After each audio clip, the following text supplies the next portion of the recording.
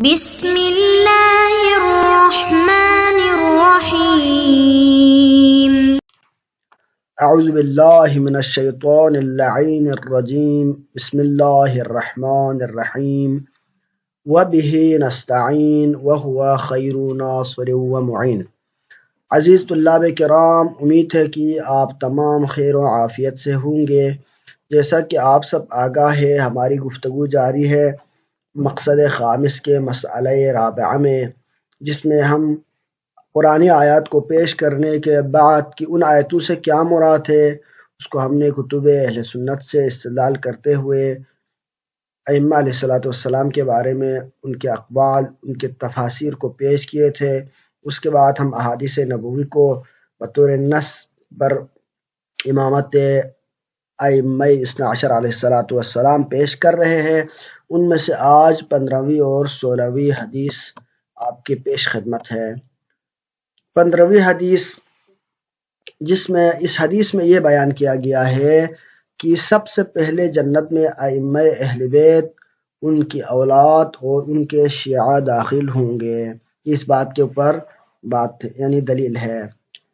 کہ یہ لوگ جنت میں پہلے جانے والے ہوں گے۔ طبرانی لکھتے ہیں کہ ان محمد بن عبید اللہ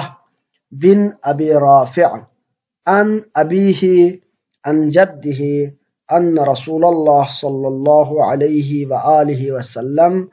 قال لعلی رضی اللہ تعالی عنہ، کہ رسول صلی اللہ علیہ وآلہ وسلم نے حضرت علی علیہ السلام سے فرمایا، کیا فرمایا کہ ان اول اربعۃ يدخلون الجنۃ انا وانت والحسن والحسین وزرارینا، یہاں پر وزرارینا خلف ظہورنا، یہاں پر ایک ذرا زیادہ آیا ہے، تو وزرارینا یعنی ہماری ذریتیں، خلف ظہورنا، پھر اس کے بعد کون ہوں گے؟ اس کے بعد ہوں گے وہ ازواجنا خلف ذرارینا، پھر اس کے بعد کون ہوں گے؟ وشیعتنا، وشیعتنا۔ یہاں پر عبارات میں اختلافات موجود ہے، تو اس حوالے سے ہم عباراتوں کی اصلاح بھی کر رہے ہیں۔ وشیعتنا عن ایماننا وعن شمائلنا، یہ روایت موجود ہے معجم کبیر امام طبرانی کی جلد نمبر 2 صفحہ نمبر 176 پر، اور حدیث نمبر ہے 2558 یعنی 2558 ہے۔ بقیہ اخبار الحسن بن علی رضی اللہ عنہما، اس کے اور اس کی تخریج ابو محمد السیوطی نے کی ہے، اور یہ بیروت سے طبع ہو چکی ہے یہ والی کتاب 2007 میں۔ تو اس روایت کے اندر یعنی اس کی طبع اولا ہے، اس روایت کے اندر یہ بیان کیا کہ محمد بن عبید اللہ بن ابی رافع نے اپنے باپ سے اور اس کے دادا سے نقل کیا ہے، کیا نقل کیا ہے؟ کہ رسول اللہ صلی اللہ علیہ وآلہ وسلم نے فرمایا کہ حضرت علی علیہ السلام سے یہ فرمایا کہ سب سے پہلے جو 4 افراد جنت میں داخل ہوں گے وہ میں، تم، حسن اور حسین علیہ السلام، اور ہماری اولاد ہمارے پیچھے ہوں گے، اور ہماری ازواج ہمارے اولاد کے پیچھے ہوں گے، اور ہمارے شیعہ ہمارے دائیں اور بائیں ہوں گے۔ تو جنت میں پیغمبر صلی اللہ علیہ وآلہ وسلم سب سے پہلے جانے والے ہوں گے اس ہماری امت میں، اور پھر اس کے بعد امام حسن اور پھر اس کے بعد مولا علی کیونکہ پہلا امام ہے، اس کے بعد امام حسن اور امام حسین ان کے یعنی ان کے ساتھ ہوں گے، وذریاتنا باقی ائمہ علیہ السلام کیونکہ وہ بھی امام ہے تو لہذا وہ بھی ہوں گے خلف ظہورنا، ایک کے بعد دیگر ہے کیونکہ یہ سارے ائمہ، اور وازواجنا خلف ذرارینا، اور ازواج پیغمبر کیونکہ ان کا پیغمبر کے ساتھ نسبت ہے، پیغمبر کے ساتھ کیونکہ انہوں نے پیغمبر کی اطاعتیں کی ہے، تو جو مقرب ازواج ہے وہ بھی ان کے بعد ہوں گے۔ وشیعت میں کیونکہ شیعہ ان اہل بیت کی مودت، ان کی اطاعت کی وجہ سے یہ ان کے پیروکار ہوں گے، لہذا وہ ہوں گے جنت میں داخل ہونے والے، لہذا یہ ان کی اعلیٰ منصب، ان کی سرداری اور ان کی امامت کے اوپر بہترین دلیل ہے کہ جنت میں یہ پہلے جنت، تو لہذا جو جنت کا حقدار ہے، جو جنت کے پیشوا ہوں گے، وہ بطریق اولا دنیا کے بھی پیشوا اور امام ہوں گے۔ لہذا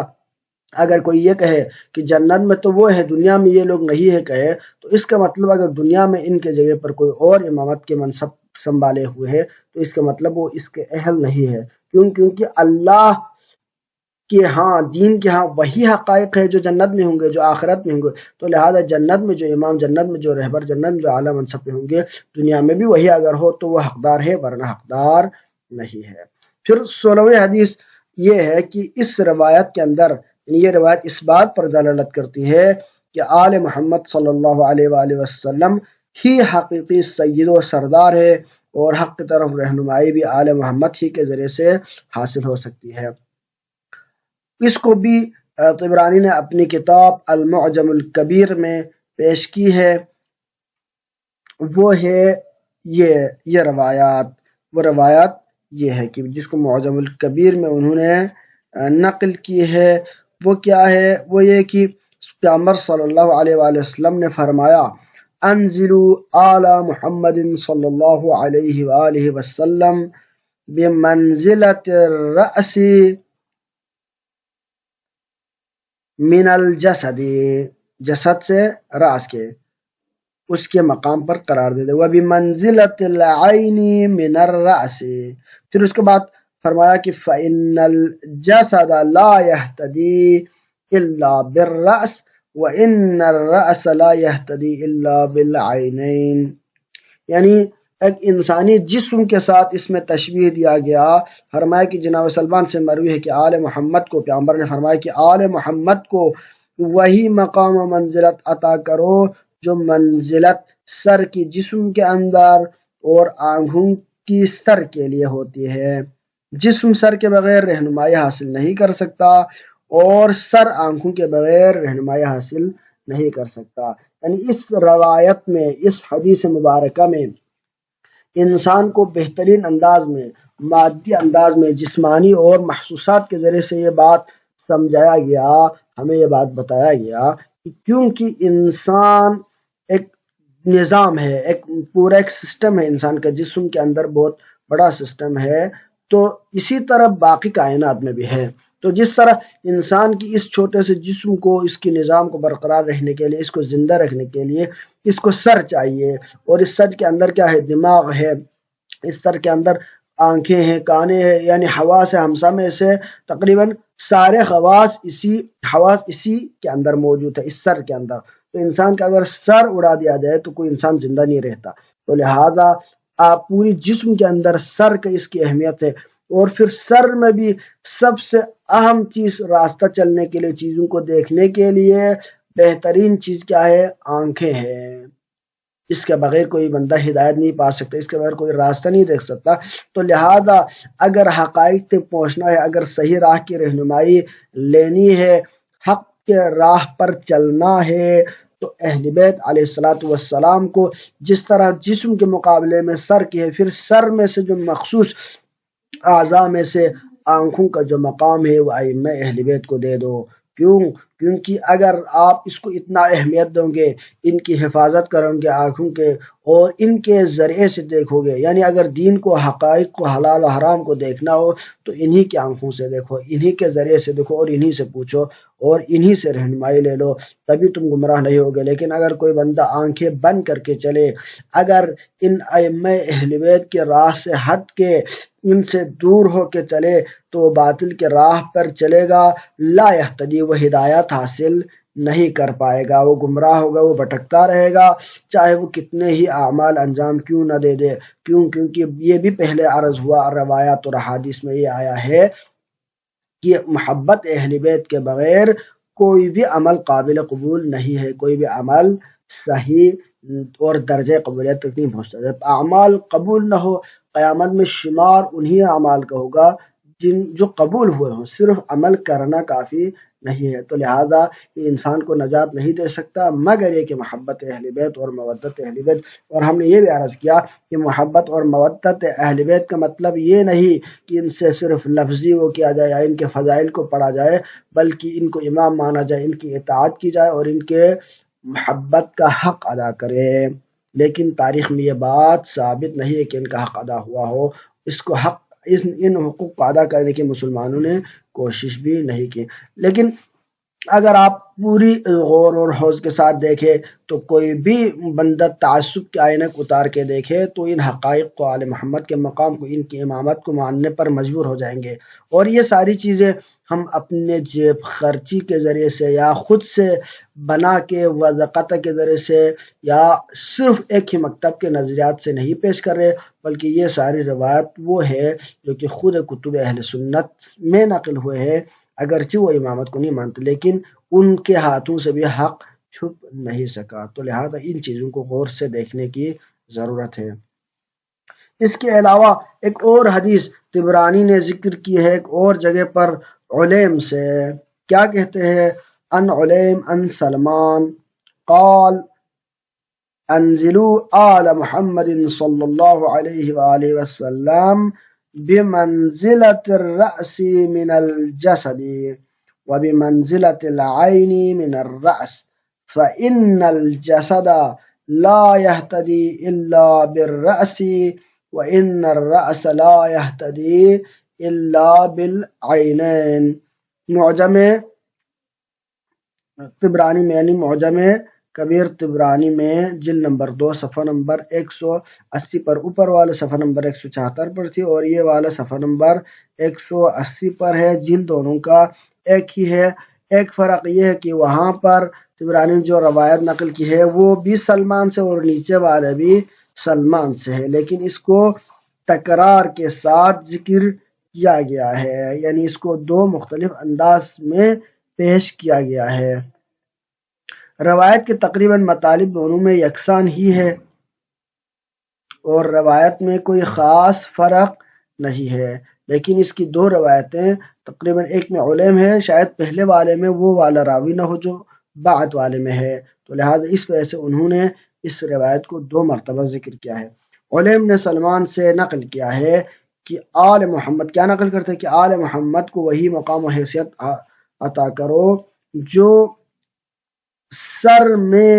جسم اور جسم کی سر کے لیے ہوتی ہے۔ جسم کے بغیر رہنمائی حاصل نہیں کر سکتا